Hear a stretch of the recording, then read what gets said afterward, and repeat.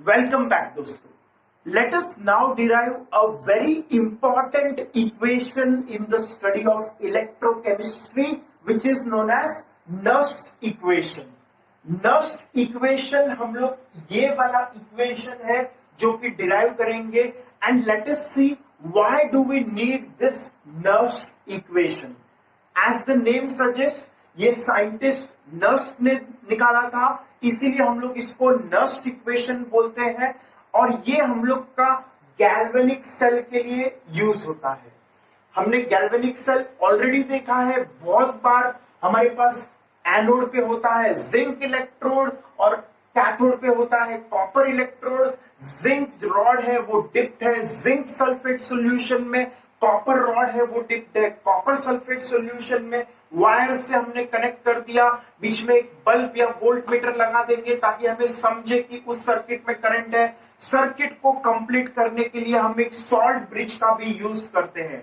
This is the mechanism of a galvanic cell और a voltaic cell. ये हमने बहुत बार देखा है.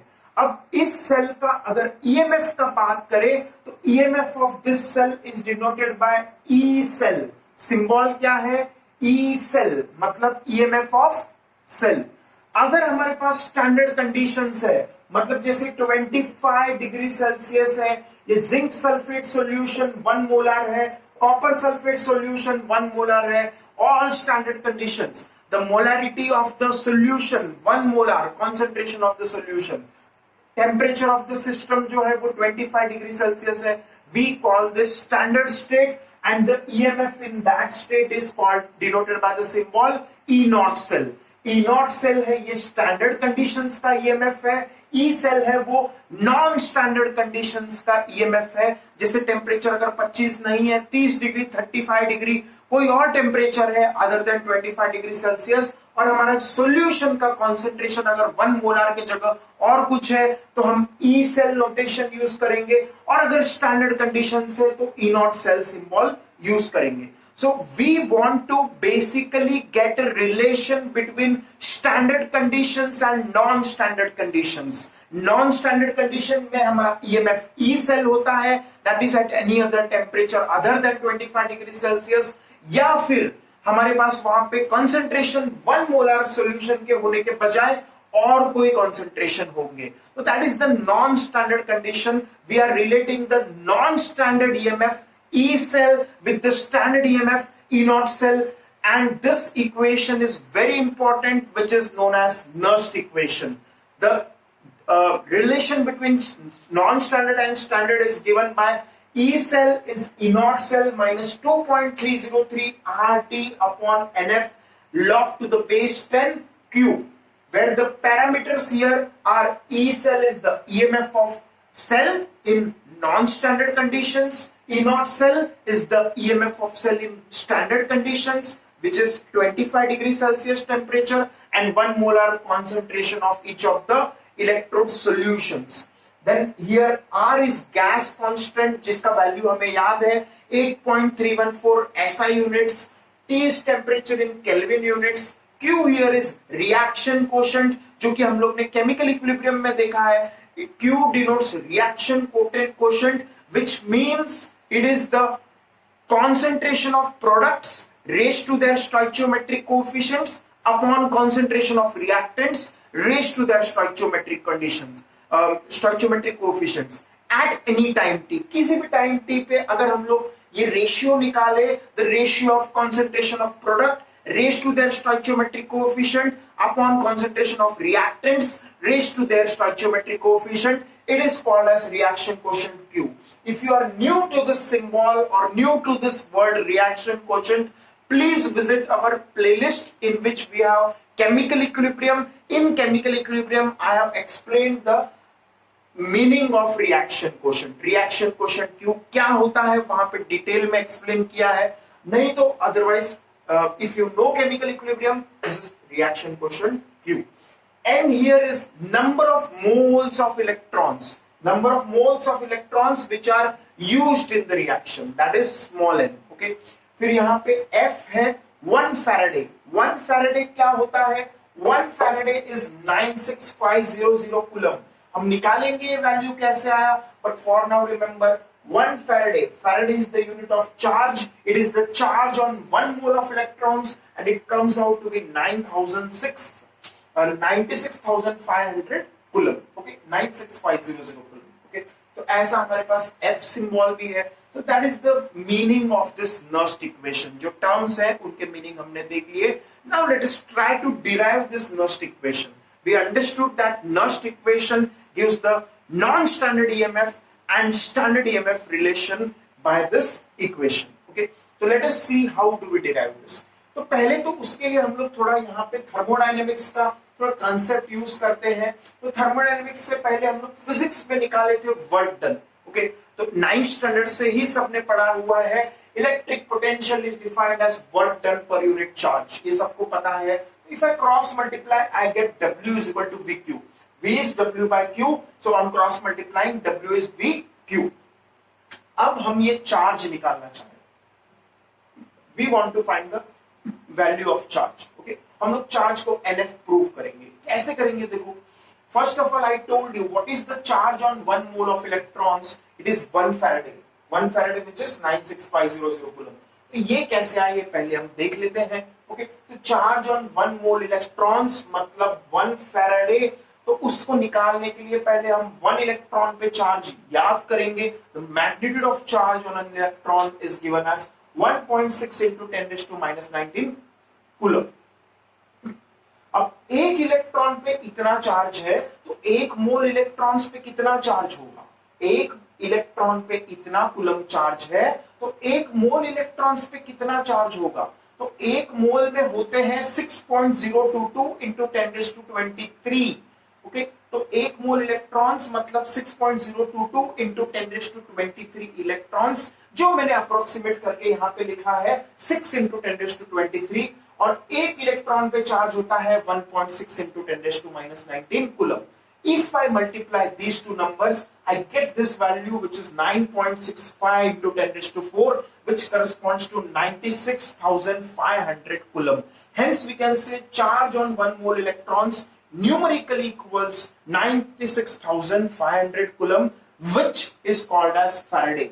In the honor of scientist Faraday, जिन्होंने इलेक्ट्रिसिटी में बहुत सारा काम किया, we name the unit of charge as Faraday, which is the charge on 1 mole of electrons, which is 96,500 coulomb. ये तो हमने प्रूव कर दिया. एक Faraday इतना है. ओके, अब अगर मैंने क्वेश्चन पूछा एक मोल इलेक्ट्रॉन पे कितना चार्ज है 1 Faraday. एक मोल इलेक्ट्रॉन पे कितना चार्ज है 1 Faraday. तो n मोल्स इलेक्ट्रॉन पे कितना चार्ज होगा n Faraday. एक मोल इलेक्ट्रॉन पे 1 Faraday, n मोल इलेक्ट्रॉन पे n Faraday, एक मोल इलेक्ट्रॉन पे 1 Faraday, n मोल्स इलेक्ट्रॉन पे n Faraday. तो चार्ज आएगा Q which is NF, n Faradays मतलब NF. तो चार्ज का वैल्यू NF आ गया. अब हम वापस हमारे फिजिक्स के इक्वेशन पे आ जाते हैं. W is equal to VQ, ये हमारा इक्वेशन है फिजिक्स का. तो W is equal to VQ में Q का वैल्यू मैं सब्स्टिट्यूट करने वाला हूं. Let me right it in red colour. तो Q का वैल्यू जो हमारे पास यहाँ आया which is NF, ये मैं यहाँ पे सब्स्टिट्यूट करूंगा. Q को लिखा मैंने NF, Q I have substituted as NF. और इलेक्ट्रिक पोटेंशियल और ईएमएफ ऑलमोस्ट सेम क्वांटिटीज है. थोड़ा सा अलग होता है. अगर फिजिक्स में किसी ने याद किया था what is the difference between electric potential and EMF. Electric potential difference और ईएमएफ में थोड़ा सा अंतर होता है. ओके, तो ये हम लोग को याद रहेगा. अगर इक्वेशन फिजिक्स का तो अच्छा बात है, नहीं याद है तो let me remind you. V is equal to E minus IR, जहां पे V है पोटेंशियल डिफरेंस, E है ईएमएफ, और ये हमारा डिस्चार्जिंग सर्किट का इक्वेशन है. तो ईएमएफ और पोटेंशियल डिफरेंस सेम ही होता है अगर उस सर्किट में करंट जीरो है. मतलब अगर ओपन सर्किट है, ये सर्किट अगर मान लो हम लोग ओपन रख दे यहाँ पे, तो हम लोग जो पोटेंशियल डिफरेंस है V और ईएमएफ है E, वो सेम ही रहेगा. तो करंट अगर जीरो है मतलब ओपन सर्किट है, तो पोटेंशियल डिफरेंस और ईएमएफ सेम होता है. अगर इंटरनल रेजिस्टेंस जीरो है तो भी पोटेंशियल डिफरेंस और ईएमएफ सेम होता है. तो ऐसा हमारा कंसेप्ट था पोटेंशियल डिफरेंस और ईएमएफ का. तो फॉर मोटा मोटा हम लोग का वैल्यू जो पोटेंशियल डिफरेंस का आएगा, ईएमएफ का आएगा, ऑलमोस्ट सेम ही आएगा, बहुत ज्यादा अंतर नहीं होगा. But we will also see the difference between potential difference and EMF once again in chemistry just for revision in few later sections. Okay, तो हम लोग V को E रख दिए क्योंकि पोटेंशियल डिफरेंस और ईएमएफ के वैल्यू में बहुत ज्यादा फर्क नहीं होता है. ओके, तो V और V को मैंने सब्स्टिट्यूट किया ईएमएफ E, पोटेंशियल डिफरेंस के बदले रखा ईएमएफ E, तो हमारा वर्क डन का इक्वेशन आ गया ईएनएफ. इसको मैंने रीअरेंज के लिख दिया NFE. ईएनएफ को मैंने रीअरेंज करके लिखा NFE, तो वर्क डन आ गया NFE. लेकिन वर्क एनर्जी थ्योरम से work done we can think as change in energy minus of change in potential energy. ये फिजिक्स का फॉर्मूला से ये सब वर्क एनर्जी थ्योरम हमने फिजिक्स में निकाला था. तो वर्क को हम लोग लिख सकते हैं negative of change in energy. और जो यहाँ पे हम केमिस्ट्री में जो बात कर रहे हैं जिस एनर्जी का, that is Gibbs free energy. अगर तुम्हें थर्मोडायनेमिक्स में याद होगा तो in thermodynamics we studied energy which is known as Gibbs free energy. It is used to determine the spontaneity of a cell. अगर किसी प्रोसेस में, किसी भी थर्मोडायनेमिक प्रोसेस में डेल्टा जी का वैल्यू ग्रेटर देन 0 है तो वो प्रोसेस नॉन स्पॉन्टेनियस है. डेल्टा जी का वैल्यू 0 है तो इक्विलिब्रियम है. और अगर डेल्टा जी लेस देन 0 है, नेगेटिव है, तो वो प्रोसेस स्पॉन्टेनियस होता है. This is what we studied in thermodynamics. अगर नहीं पढ़ा है तो I suggest you again to look at the chemical thermodynamic playlist of this channel. There you will find the Gibbs free energy. उसका concept क्या है, हम लोग कैसे Gibbs free energy निकालते हैं, तो all that we will learn in thermodynamics. जो अगर नहीं देखा है तो go in playlist and type chemical thermodynamics. You will be able to understand this Gibbs free energy. Okay? तो W को मैंने लिख दिया माइनस डेल्टा जी. तो इससे हमारा एक नया फॉर्मूला आ गया delta G is minus NF E cell. तो हम लोग थर्मोडायनेमिक्स और इलेक्ट्रोकेमिस्ट्री को इससे रिलेट कर पा रहे हैं. By this equation we are kind of relating the thermodynamic parameter change in Gibbs energy, Gibbs free energy का चेंज. थर्मोडायनेमिक का जो पैरामीटर है वो हमने E सेल जो इलेक्ट्रोकेमिस्ट्री का पैरामीटर है उससे रिलेट कर लिया. This equation is very very important. We are now able to relate thermodynamics with electrochemistry. इसीलिए इक्वेशन अच्छे से याद रखो, बहुत ही सिंपल डेरिवेशन है. It is coming from the 9th standard itself. W is equal to V cube और work को हम लोग चेंज इन एनर्जी लिखेंगे, V को हम लोग EMF लिखेंगे, Q को NF लिख देंगे. This is how we get this answer. Okay, तो ये इक्वेशन आ गया. अब इसी को अगर स्टैंडर्ड कंडीशंस के लिए करें 25 डिग्री सेल्सियस, ओके, तो इन that case 25 degree Celsius and 1 molar concentration of solution. और अगर मान लो कोई गैस है तो वहां पे हम 1 एटमॉस्फेरिक प्रेशर ले रहे थे तो हम लोग का डेल्टा जी नॉट आएगा minus NF E not cell. Okay, तो this is the relation which we have derived. Now let us use another thermodynamic parameter relation जो हम लोग ने थर्मोडायनेमिक्स में पढ़ा है. केमिकल थर्मोडायनेमिक्स में गिब्स फ्री एनर्जी में हमने ये वाला फॉर्मूला देखा था, delta G is delta G naught plus RT ln Q. ln here denotes natural log. ये इक्वेशन हमने थर्मोडायनेमिक्स में पढ़ा हुआ है. This very very simple. ये non standard change in Gibbs free energy, ये standard change in Gibbs free energy. हमने relation क्या देखा था between non standard change in Gibbs free energy and standard change in Gibbs free energy. It is given by the relation delta G is delta G naught plus RT ln Q. ln denotes natural log. तो ये हमारा equation है. Q यहाँ पे है reaction coefficient जो chemical equilibrium में हमने पढ़ा था. It is product concentration raised to its stoichiometric coefficient upon reactant concentration raised to its stoichiometric coefficient at any instant of time. किसी भी टाइम पे जब रिएक्शन हो रहा हो. ओके, तो ऐसा हमारा इक्वेशन है.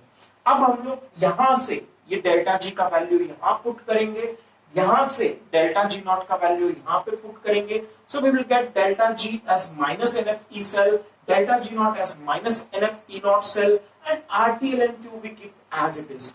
अब इस इक्वेशन को थ्रू आउट माइनस साइन से मल्टीप्लाई कर दो. So we will get a positive thing here. NF E cell is NF E not cell minus RT ln Q. Okay, तो ऐसा इक्वेशन आ जाएगा. अब थ्रू आउट दिस इक्वेशन हम लोग क्या निकालना चाह रहे हैं? हम निकालना चाह रहे हैं relation between E cell and E not cell. तो इसीलिए हम लोग इस पूरे इक्वेशन को NF से डिवाइड कर देंगे ताकि ये NF न्यूमरेटर में और डिनोमिनेटर में कैंसिल हो जाए और हमें E सेल टर्म बाहर निकल के आ जाए. ओके, तो हमारा क्या हो जाएगा, NF कैंसिल हो गया तो we will get E cell is equal to E not cell minus RT upon NF. यहाँ पे रह जाएगा ln Q. अब जब हम नेचुरल लॉग को कन्वर्ट करते हैं कॉमन लॉगरिथम में, तो you know this from mathematics, जब भी हम natural log to the base e को कन्वर्ट करते हैं इनटू कॉमन लॉगरिथम्स, मतलब log टू द बेस 10, तो हम लोग एक फैक्टर मल्टीप्लाई करते हैं which is 2.303। I think everyone is familiar with this by mathematics. तो ये हमारा यहाँ पे हम लोग ये सब्स्टिट्यूशन करेंगे, natural log ln we will convert into common logarithm log to the base 10 by multiplying by this factor 2.303. So that gives us our final equation of Nerst equation. E cell is E naught cell minus 2.303 upon RT upon NF log to the base 10 Q. तो ये हमारा Nerst equation आ गया। अब Nerst equation आने के बाद हम लोग ये याद कर लेंगे, ये याद करना है, दिस वेरी इंपॉर्टेंट, तो ये याद कर लो पूरी तरह से पहली बात तो। अब याद करने के बाद कुछ स्पेशल केसेस का बात करते हैं यहाँ पे। व्हाट आर दो स्पेशल केसेस? तो हम लोग पहले तो एक स्टैंडर्ड कंडीशन का बात करते हैं। What is the standard temperature in chemistry? We consider it to be 25 degree Celsius. तो अगर मैंने टेम्परेचर को 25 डिग्री सेल्सियस लिखा तो क्या यहाँ पे T को 25 लिखेंगे? नहीं, we will have to convert it into Kelvin. Temperature हम हमेशा केल्विन में लेते हैं। तो 25 degree Celsius corresponds to how many Kelvin? It is 298 Kelvin. तो यहाँ पे T का वैल्यू मैं सब्स्टिट्यूट करूंगा 298 Kelvin.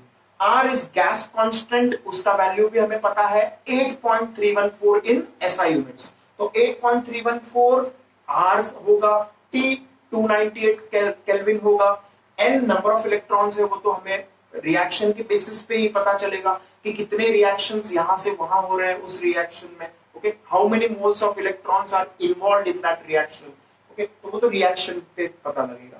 F is Faraday's constant whose value we again know, it is 96,500 coulomb.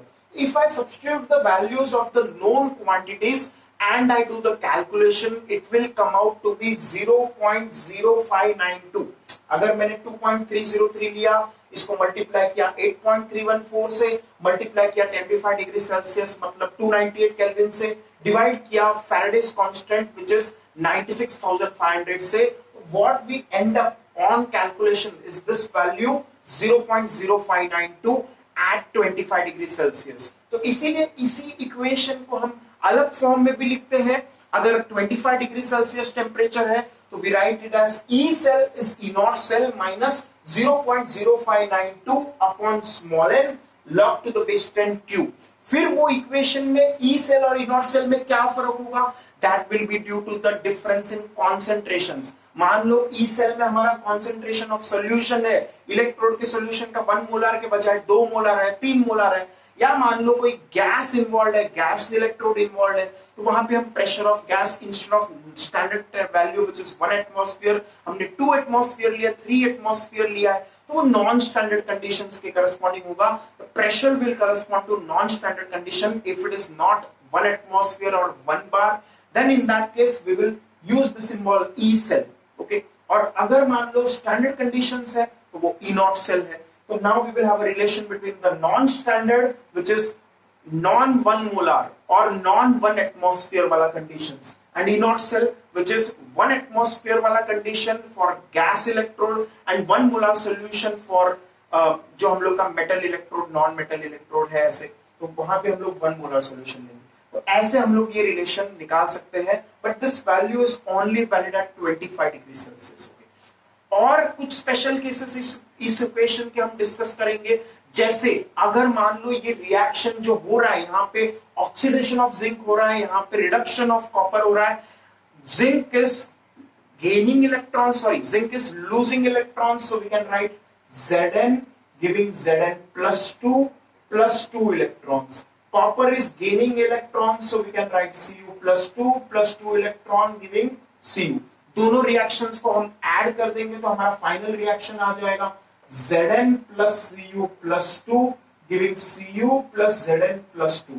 तो ऐसा जो हमारा इक्वेशन है, ओके, ये अगर मान लो इक्विलिब्रियम पे है, suppose there is equilibrium established, अगर यहाँ पे ये रिवर्सिबल रिएक्शन होता है और इक्विलिब्रियम एस्टैब्लिश हो जाता है, तो at equilibrium what is the value of reaction quotient Q? Equilibrium पे रिएक्शन कोशेंट Q का वैल्यू होता है इक्विलिब्रियम कांस्टेंट K।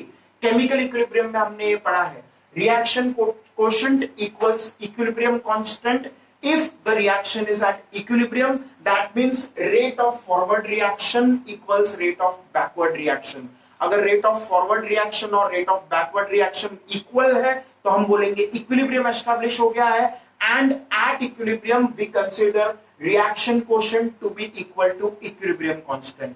तो इसीलिए हम लोग ये Q का जो वैल्यू है इक्विलिब्रियम पे we take it as K, और इक्विलिब्रियम पे क्या होगा, there is no net flow of electrons. Okay, देखो नॉर्मली क्या हो रहा था, zinc was losing electrons, copper was gaining electrons, तो ऐसा एक रिएक्शन चल रहा था और हमें इलेक्ट्रॉन का नेट फ्लो मिल रहा था, जिसके कारण ये सेल में कुछ एक नेट ईएमएफ था और इससे वो बल्ब ग्लो होगा। लेकिन अगर इक्विलिब्रियम एस्टैब्लिश्ड है तो what will happen, there will be electron flow from anode to cathode as well as cathode to anode, net electron flow नहीं होगा क्योंकि rate of forward reaction rate of backward reaction equal हो जाएंगे, तो there will be no net flow of electron. No net flow of electron मतलब E cell का value 0 आएगा। Equilibrium पे क्या होगा, one thing, at equilibrium reaction quotient equals equilibrium constant, Q equals K, and secondly the EMF of cell will be 0 because there is no net flow of electrons at equilibrium. Equilibrium पे जितना electrons यहां से वहां जाएगा उतना electrons यहां से वहां आएगा, नेट करंट फ्लो नहीं होगा, तो EMF of cell we will consider it to be 0 at equilibrium. तो अगर किसी ने पूछा ये रिएक्शन इक्विलिब्रियम में है तो what will I say, the value of E cell, E cell का वैल्यू हम 0 रखेंगे, ये भी एक स्पेशल केस होगा, और Q का वैल्यू इक्विलिब्रियम पे हम रखेंगे K। So this is a special case which we have to remember for equilibrium. We have to substitute Q as K and E cell value as 0. उससे हम E naught cell का value इस equation पे निकालेंगे। So this we will deal with in later section, but this is how we derive the Nerst equation and use the Nerst equation for getting a relation between non-standard EMF of cell and standard EMF of cell by this equation.